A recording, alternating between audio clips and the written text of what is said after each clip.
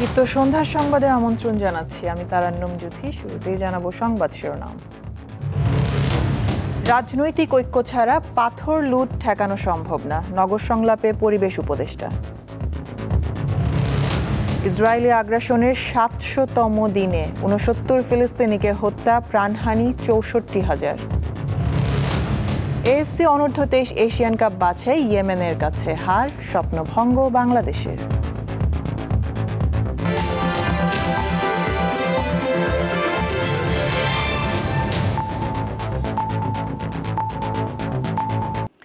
রাজনৈতিক ঐক্য ছাড়া পাথর লুট ঠেকানো সম্ভব নয় বলে জানিয়েছেন পরিবেশ উপদেষ্টা সৈয়দা রেজওয়ানা হাসান।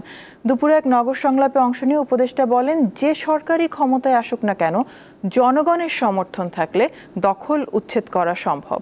তিনি জানান, জলাধার পুনরুদ্ধারে ইতিমধ্যে ঢাকার 5টি নদী ও 40টি খাল খননের উদ্যোগ নিয়েছে সরকার। রাজধানীর সিরডাপ মিলনায়তনে ঢাকার জলাধার পুনরুদ্ধারে চ্যালেঞ্জ ও সম্ভাবনা শীর্ষক সংলাপের আয়োজন করে নগর উন্নয়ন সাংবাদিক ফোরাম। এতে বক্তারা বলেন, নগরের উন্নয়ন হয়েছে কিন্তু কমেছে জলাধার। জলাধার কমে যাওয়ার দায় সরকার এড়াতে পারে না বলেও জানান তারা।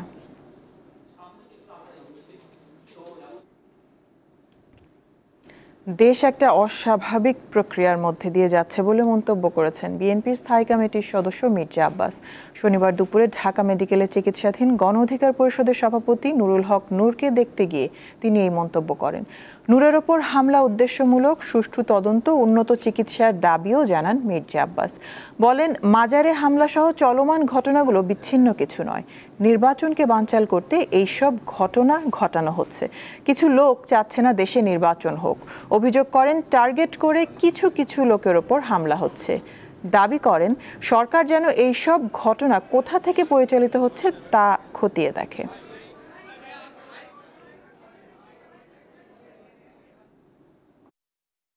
কি উদ্দেশ্যে তারা কারা কেন করলো সেটা বের করা দরকার এবং তার একটা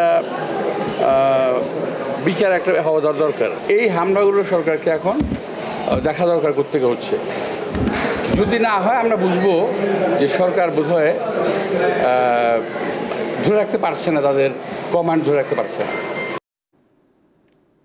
যশনে জুলুস, আলোচনা ও জিকির আজকার সহ বিভিন্ন ধর্মীয় রীতি মেনে সারা দেশের মতো রাজধানীতেও উদযাপিত হলো পবিত্র ঈদে মিলাদুন্নবী। দিনটি উপলক্ষে রাজধানীর সোহরাওয়ার্দী উদ্যান থেকে বের হয় বর্ণাঢ্য যশনে জুলুস মিছিল। এর আগে মহাসমাবেশ থেকে শান্তির ধর্ম, ইসলামের বাণী ও মহানবীর আদর্শ বিশ্ব দরবারে পৌঁছে দেওয়ার আহ্বান জানান বক্তারা।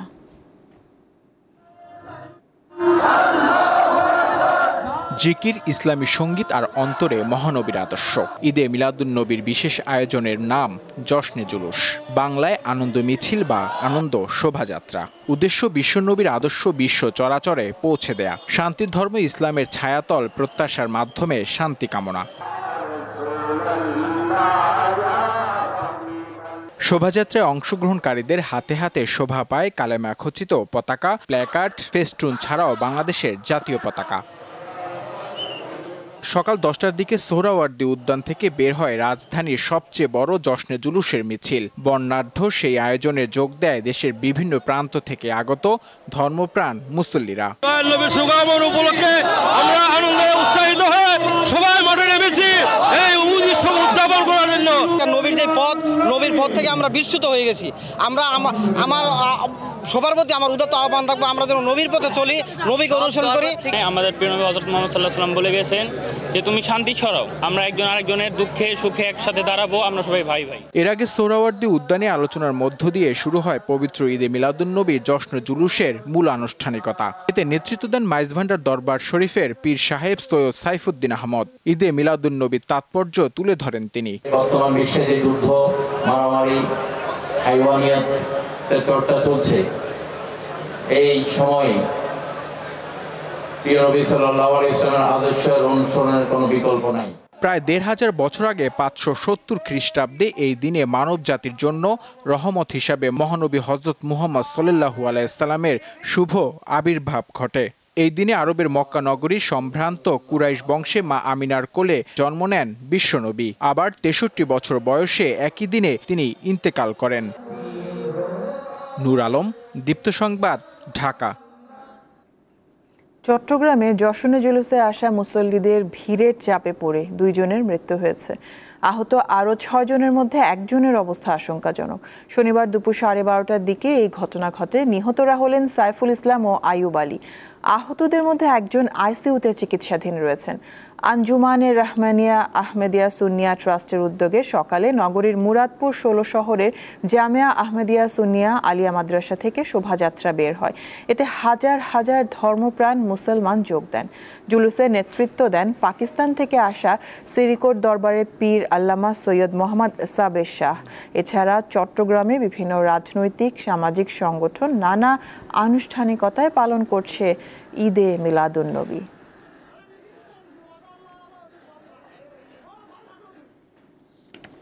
এবার গুড নাইট ডেঙ্গু সুরক্ষা।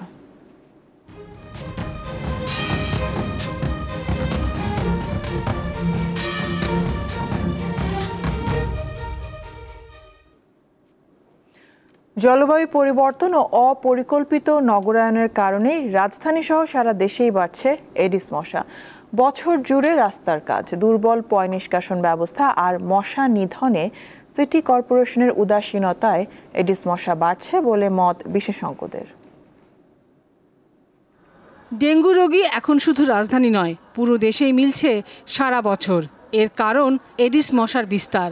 উষ্ণায়ন, লবণাক্ততার প্রভাব, বৃষ্টিপাতের হেরফের, তাপমাত্রার পরিবর্তন, এসবের সঙ্গে ডেঙ্গুর জীবাণুবাহী এডিস মশা বিস্তারের প্রত্যক্ষ ও পরোক্ষ সম্পর্ক আছে বলে জানিয়েছেন বিশেষজ্ঞরা।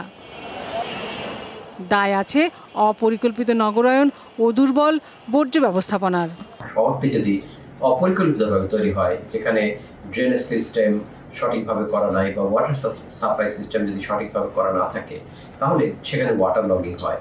অথবা যেখানে ওয়াটার সাপ্লাই সিস্টেম নাই, সেখানে মানুষজন বিল্ডিংয়ের ভিতরে তারা পানি জমিয়ে রাখছে, সেই পানিতে এডিস মশা হচ্ছে। স্বাস্থ্য অধিদপ্তরের তথ্যে দেখা যায়, নির্মাণাধীন ভবন, বাসাবাড়ির লিফট, এমনকি গ্রিলের কার্নিশেও এডিস মশার লার্ভা পাওয়া যাচ্ছে। সাংবৎসরিক আপনার এই যে নির্মাণের কাজ চলছে এবং নির্মাণ সাইটে আপনার পানি জমবে, নির্মাণের কাজে ওরা পানি ব্যবহার করে। আর বৃষ্টি যেটা, আর আমাদের এবারকার বৃষ্টির প্যাটার্নটা দেখবেন খুব মুষলধারে বৃষ্টি কিন্তু কম হচ্ছে। অল্প 20-30 মিনিট ঝিরঝির বৃষ্টি হলো, ওই বৃষ্টি থেমে গেল, তার মানে হচ্ছে পানিটা জমে থাকলো। মশা খুব যদি মুষলধারে বৃষ্টি হতো তাহলে কিন্তু মশা ধুয়ে চলে যেত। তারা বলেন, একমাত্র সচেতনতা ও সদিচ্ছাই পারে এডিস মশার বিস্তার কমিয়ে ডেঙ্গু প্রতিরোধ করতে। জনসম্পৃক্ততা ছাড়া শুধু ওষুধ দিয়ে কিন্তু কাজ হবে না, এটা পরীক্ষিত। লাবণী গুহ, দীপ্ত সংবাদ, ঢাকা। চলতি বছরের মধ্যে রেকর্ড প্রায় 1400 কোটি টাকার লেনদেন আর সূচকের তেজি ভাবের মধ্যেই সপ্তাহ পার করল দেশের প্রধান পুঁজিবাজার ঢাকা স্টক এক্সচেঞ্জ। সপ্তাহ শেষে মোট বাজার মূলধনের পরিমাণ বেড়ে দাঁড়ায় 10,175 কোটি টাকায়। এদিকে ডিএসই ব্রোকারেজ অ্যাসোসিয়েশন জানিয়েছে, আগামী মাসে বিএসইসি মার্জিন বিধিমালা 2025 চূড়ান্ত হবে। দেশের প্রধান পুঁজিবাজার ঢাকা স্টক এক্সচেঞ্জে প্রথম কার্যদিবসে 1296 কোটি টাকা লেনদেন দিয়ে শুরু হলেও সপ্তাহের শেষ দিনে গিয়ে তা হয় 1338 কোটি টাকা। ফলে সপ্তাহ শেষে গড় লেনদেন গিয়ে থাকে 1298 কোটি টাকায়। এছাড়া সপ্তাহ শেষে মোট বাজার মূলধনের পরিমাণ বেড়ে দাঁড়ায় 9,436 কোটি টাকা। এছাড়া সপ্তাহের শেষ দিনে ঢাকা স্টক এক্সচেঞ্জ ডিএসসির এক্স সূচক 17 পয়েন্ট কমে মোট সূচকের পরিমাণ দাঁড়ায় 5,614 পয়েন্টে। এই সপ্তাহ পুরোটাই আপ ট্রেন্ডে, পজিটিভ ট্রেন্ডে ছিল। প্রতিদিনই 20, 30, 40, 50, 60, 70 করে পয়েন্ট বাড়লো। এই সপ্তাহটা পুরোই ভালো গেল বিনিয়োগকারীদের জন্য। চলতি সপ্তাহটা বিনিয়োগকারীদের জন্য অত্যন্ত সুন্দর একটা সপ্তাহ গেছে। প্রতিটা শেয়ারের দাম আপ হয়েছে। সব মিলিয়ে ঢাকা শেয়ার বাজারে লেনদেনের ধারাকে ইতিবাচক হিসেবেই দেখছে ব্রোকারেজ হাউসগুলো। আমরা প্রত্যেক সপ্তাহে দেখতে পাচ্ছি যে ইনক্রিজ অফ ট্রেড টার্নওভার বা মানি ফ্লো ইনক্রিজ আমরা যেটাকে বলি, এটা কিন্তু মিন করে যে নতুন নতুন ইনভেস্টররা মার্কেটে আসছে। ওভারঅল যদি বলি, মোটামুটি 75 to 80% অফ দ্য স্টকস কিন্তু এবার নেট গেইন পজিশনে আছে এই সপ্তাহে। সো অবশ্যই ইনভেস্টররা কিন্তু আশা করি খুব হ্যাপি থাকবেন। এদিকে বাজারের ইতিবাচক ধারা ধরে রাখতে সংস্কার সহ বাজার উন্নয়নের নানামুখী পদক্ষেপের কথা জানালো ডিএসসি ব্রোকারেজ অ্যাসোসিয়েশন। আমাদের এখানে সবচেয়ে বড় সমস্যা যেটা one of the main problems, সেটা হচ্ছে মার্জিন ল্যান্ডিং। সেটার যেই আপনার রুলস রেগুলেশনটা সেটা চেঞ্জ করা হচ্ছে, সেটাকে আপনার আপ টু ডেট করা হচ্ছে এবং সেখানে বিনিয়োগকারীদের সুরক্ষা করা হচ্ছে। সেটা হয়তো চলে আসবে within a month or so. এদিকে শেয়ার বাজারে নতুন নতুন দেশি বিদেশি বিনিয়োগ আনার চেষ্টা চলছে বলে জানিয়েছেন বাজার সংশ্লিষ্টরা। শাহরিয়ার ইমন, দীপ্ত সংবাদ, ঢাকা। লক্ষ্মীপুরে একটি বাস নিয়ন্ত্রণ হারিয়ে খালে পড়ে 5 জন নিহত হয়েছে। এই ঘটনায় আহত হয়েছেন অন্তত 20 জন। শনিবার সকালে নোয়াখালী চৌমোহনী থেকে 30 জন যাত্রী নিয়ে লক্ষ্মীপুরে যাচ্ছিল বাসটি। সকাল 8:30টায় চন্দ্রগঞ্জ কফিল উদ্দিন ডিগ্রি কলেজের সামনের সড়কে এসে নিয়ন্ত্রণ হারিয়ে খালে পড়ে যায়। পরে চন্দ্রগঞ্জ থানা, পুলিশ, ফায়ার সার্ভিস, সেনাবাহিনী ও স্থানীয়দের সহযোগিতায় উদ্ধার কার্যক্রম চালানো হয়। গাড়ির ভেতর থেকে মোর্শেদ আলম, জয়নাল আবেদিন ও হুমায়ুন রশিদ নামের 3 জনের মরদেহ উদ্ধার করা হয়। পরে হাসপাতালে নেয়ার পর রিপন ও মাজেদ নামের আরও 2 জন মারা যান। এই ঘটনায় আহত 20 জনের মধ্যে 5 জনের অবস্থা আশঙ্কাজনক বলে জানিয়েছে চিকিৎসকরা। অবরুদ্ধ গাজায় ইসরায়েলি হামলায় প্রাণহানি ছাড়িয়েছে 64,000। গাজার স্বাস্থ্য মন্ত্রণালয় জানায়, শুক্রবার ইসরায়েলি আগ্রাসনের 700তম দিনে উপত্যকা জুড়ে অন্তত 69 ফিলিস্তিনিকে হত্যা করে নেতানিয়াহুর সামরিক বাহিনী। এর মধ্যে খাবার নিতে এসে ইসরায়েলি সেনাদের গুলিতে প্রাণ হারান 6 জন। আহতের সংখ্যা অন্তত 422 জন। একই দিন অনাহারে মারা গেছেন অন্তত 3 জন। এদিকে গাজা থেকে ফিলিস্তিনিদের জোরপূর্বক বাস্তুচ্যুত করার বিষয়ে নেতানিয়াহুর মন্তব্যের নিন্দা জানিয়েছে মিশর ও কাতার। এর আগে শুক্রবার গাজা নগরীর কেন্দ্রে পৌঁছানোর কথা জানায় ইসরায়েলি সেনারা। নগরীর প্রায় 40% এলাকা দখল করে নেওয়ার দাবি করে তেল আবিব। জাতিসংঘের সাধারণ পরিষদের আসন্ন 80তম অধিবেশনের উচ্চ পর্যায়ের সাধারণ বিতর্কে ভারতের প্রধানমন্ত্রী নরেন্দ্র মোদী বক্তব্য রাখবেন না। শুক্রবার প্রকাশিত সংশোধিত প্রাথমিক বক্তাদের তালিকায় এই তথ্য দেওয়া হয়েছে। 80তম অধিবেশন আনুষ্ঠানিকভাবে শুরু হবে 9 সেপ্টেম্বর। তবে উচ্চ পর্যায়ের সাধারণ বিতর্ক চলবে 23 থেকে 29 সেপ্টেম্বর পর্যন্ত। প্রচলিত নিয়ম অনুযায়ী প্রথম বক্তা থাকবেন ব্রাজিল। এরপর বক্তব্য রাখবেন যুক্তরাষ্ট্রের প্রেসিডেন্ট ডোনাল্ড ট্রাম্প। তিনি দ্বিতীয় মেয়াদে হোয়াইট হাউসে দায়িত্ব নেওয়ার পর এটাই হবে জাতিসংঘে তার প্রথম ভাষণ। তালিকা অনুযায়ী ভারতকে প্রতিনিধিত্ব করবেন দেশটির পররাষ্ট্রমন্ত্রী এস জয়শঙ্কর। তিনি 27 সেপ্টেম্বর সাধারণ বিতর্কে বক্তব্য রাখবেন। যদিও গত জুলাই মাসে প্রকাশিত তালিকায় উল্লেখ ছিল নরেন্দ্র মোদী 26 সেপ্টেম্বর ভাষণ দেবেন, তবে সংশোধিত তালিকায় পরিবর্তন আনা হয়েছে। খেলার খবর। সর্বোচ্চ আশা দেখিয়ে এবারও পারল না বাংলাদেশ। এএফসি অনূর্ধ্ব 23 এশিয়ান কাপ বাছাই নিজেদের দ্বিতীয় ম্যাচে ইয়েমেনের কাছে 1-0 গোল ব্যবধানে হারল মোরসালিনের দল। ভিয়েতনামের ভিয়েত ট্রাই স্টেডিয়ামে ম্যাচের প্রথমার্ধে ভালো লড়াই করে বাংলাদেশ, তবে দ্বিতীয়ার্ধে ইয়েমেনের আক্রমণ ঠেকাতেই ব্যস্ত ছিল তারা। 94 মিনিটে যোগ করার সময় গোল হজম করে সাইফুল বারী টিটুর শিষ্যরা। এই হারে সি গ্রুপের পয়েন্ট টেবিলের তলানিতে চলে গেছে দল। নিজেদের প্রথম ম্যাচে ভিয়েতনামের কাছে 2-0 গোলে হারার সিঙ্গাপুরের সাথে 9 সেপ্টেম্বরের ম্যাচটি নিয়ম রক্ষার হয়ে থাকলো লাল সবুজদের জন্য। সুবর্ণগ্রাম জাতীয় সিস্ট বল প্রতিযোগিতায় পঞ্চম আসরে পুরুষ বিভাগে চ্যাম্পিয়ন হয়েছে নড়াইল জেলার ফিরোজ স্মৃতি সংসদ, আর নারী বিভাগে চ্যাম্পিয়ন হয়েছে মিরপুর স্পোর্টস একাডেমি।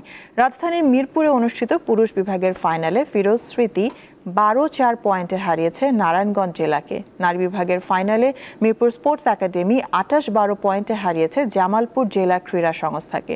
প্রতিযোগিতা শেষে বিজয়ীদের মাঝে পুরস্কার বিতরণ করেন বাংলাদেশ সিস্ট বল অ্যাসোসিয়েশনের সহসভাপতি মোহাম্মদ শাহাদাত হোসেন। এ সময় উপস্থিত ছিলেন অ্যাসোসিয়েশনের সভাপতি মোহাম্মদ জাহিদুল হাসান, সাধারণ সম্পাদক ঝর্ণা আক্তার সহ অন্যান্য কর্মকর্তারা। দুদিনের প্রতিযোগিতায় মোট 16টি দল অংশ নেয়। শেষ করব দীপ্ত সংবাদ শিরোনামগুলো জানাবো আরো একবার। রাজনৈতিক ঐক্য ছাড়া পাথর লুট ঠেকানো সম্ভব না, নগর সংলাপে পরিবেশ উপদেষ্টা। ইসরায়েলি আগ্রাসনের 700তম দিনে 69 ফিলিস্তিনিকে হত্যা, প্রাণহানি 64,000। এএফসি অনূর্ধ্ব 23 এশিয়ান কাপ বাছাই ইয়েমেনের কাছে হার, স্বপ্নভঙ্গ বাংলাদেশের।